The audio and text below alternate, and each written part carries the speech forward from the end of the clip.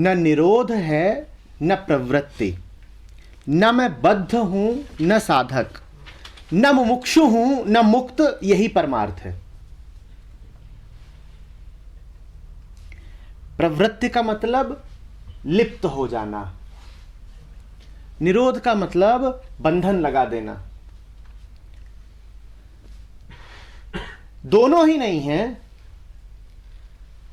और मैं आपसे कह रहा हूं एक अर्थ में दो दूसरे हैं।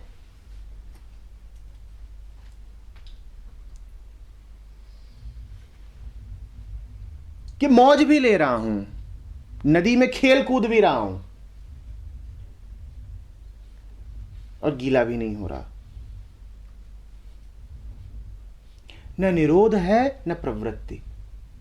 जब स्थिति आई कि नदी में कूद जाओ तो कूद गए, नहीं किया निरोध, नहीं रोका अपने आप को। जीवन ने एक स्थिति खड़ी करी है सामने कि कूदो तो कूदे, पर कूद करके प्रवृत्त नहीं हो गए। न निरोध है न प्रवृत्ति। कूद तो गए पर प्रवृत्त नहीं हो गए। जीवन है तो निरोध कैसा?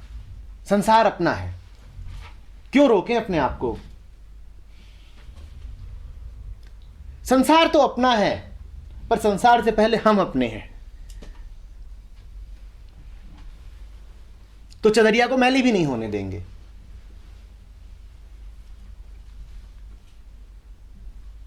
कहते हैं ना कबीर, जस की तस धर दीनी। एक बात तो छुपा गए कि जस की तस धर दीनी से पहले उन्होंने उसको जम करके पहना भी। इतने पर ही आपकी दृष्टि ना रहे कि मैली ना हो जाए चदरिया। चदरिया दी इसलिए गई है ताकि आनंद रहे। कहीं ऐसा ना हो कि चदरिया को बजाने के चक्कर में ही जिंदगी बीत गई।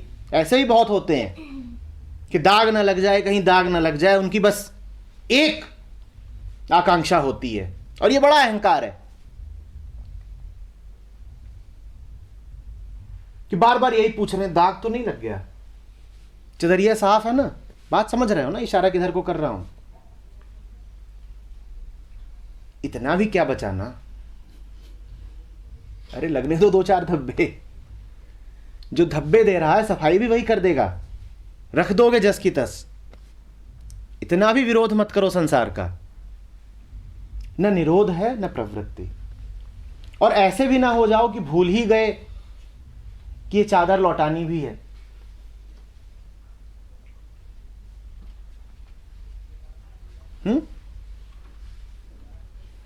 तो वही टाइट रोप वॉक, वही खांडे की धार, कि पूरे तरीके से संसार में है ये प्रेम और अछूते भी हैं ये ज्ञान। न मैं बद्ध हूं और न साधक। मैं बंधा हुआ नहीं हूं, और जो बंधा हुआ नहीं है उसको बंधन से छूटने की कामना भी क्यों? मैं नहीं हूं बंधा हुआ।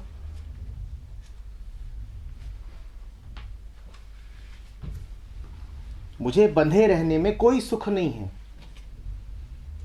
मैंने बंधे रहने का व्रत नहीं ले रखा है और मैंने बंधन से छूटने का भी कोई व्रत नहीं ले रखा है।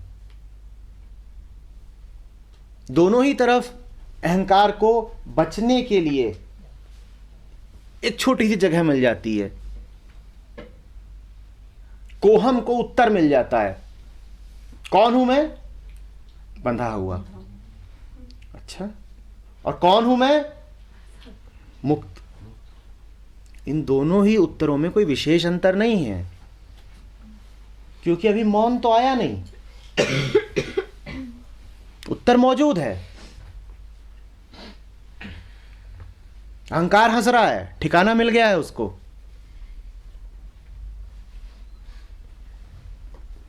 पूछता भी है कि उसकी गर्लफ्रेंड ने कहा होगा कि क्या नाम है, will you stay with me forever? उसने कहा आई डोंट नो। अब वो परेशान हुए पड़े दोनों के दोनों, क्योंकि वो समझ रही है इसका मतलब you are about to leave me. कहता है उसने कहा that means you are about to leave me, कहता नो, कहता कि एक बात पकड़ो पहले, हाँ will you stay with me forever और आर यू लीविंग मी, कहता दोनों ही नहीं, अब झगड़ा हो गया, कह रहा हूँ समझ ही नहीं आ रहा क्या बोलूँ, neither I have any plans to leave not to stay forever. अब ये बिल्कुल वो प्रेम है जिसमें होश नहीं है। ऐसा होता है जब प्रेम ज्ञानहीन होता है। समझ रहे हैं बात को? ये ज्ञानहीन प्रेम है। अब ये जहर बनेगा, इसमें कोई मिठास नहीं है। सर जो लड़की की तरफ से प्रेम की बात हो रही है, लड़का तो इतनी उसी की तरफ से। तो प्रेम मार्गी तो होती भी ज्यादा, कहा था ना हमने, जो स्त्री मन है वही ज्यादा ऐसा होता है कि प्रेम तो है पर उस प्रेम में होश नहीं है, समझ नहीं है जरा भी। और पुरुष मन होता है उसमें होश बहुत आ जाता है पर मिठास नहीं। ये जो प्रेमहीन ज्ञान है ये भी उतना ही जहरीला है, रूखा। इसमें भी कुछ नहीं रखा कि ज्ञानी तो बहुत हो पर इतने रूखे रूखे, इतने उबड़ खाबड़, जीवनहीन, तुमसे किसी को कुछ मिल नहीं सकता, तो ऐसा ज्ञान किस काम का? न मुमुक्षु हो न मुक्त, तो फिर हो क्या? न यात्रा पर हूं न मंजिल पर पहुंच ही गया, तो कहां हो? अब ये तो बड़ी खतरनाक बात हो गई। वो भी नहीं हट जाऊंगा। हाँ, ये हुई बात बहुत। तो ऐसी सी बात है, न मुमुक्षु हूं न मुक्त, न यात्रा पर हूं न गंतव्य पर जा ही पहुंचा। यही परमार्थ है। ठीक? न पाने की इच्छा न पा लेने का दंभ। जो यात्रा पर है उसे पा लेने की इच्छा है, जो कहता है पहुंच ही गया उसे पा लेने का दंभ है। यही परमार्थ है। न पा लेने की इच्छा, न पा ही लिया ऐसा दंभ।